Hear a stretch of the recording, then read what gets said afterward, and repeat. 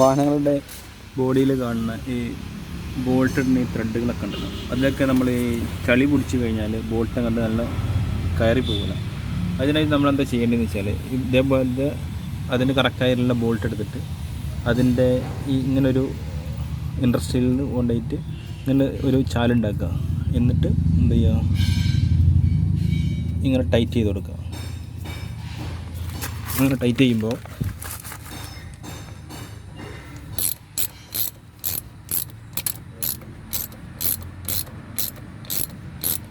അല്ല അതിൻ്റെ ആ ഗ്യാപ്പിൽ കൂടെ ആ ചളി ഇങ്ങനെ കയറി വരും. അതിനുള്ളിലുള്ള തുരുമ്പ്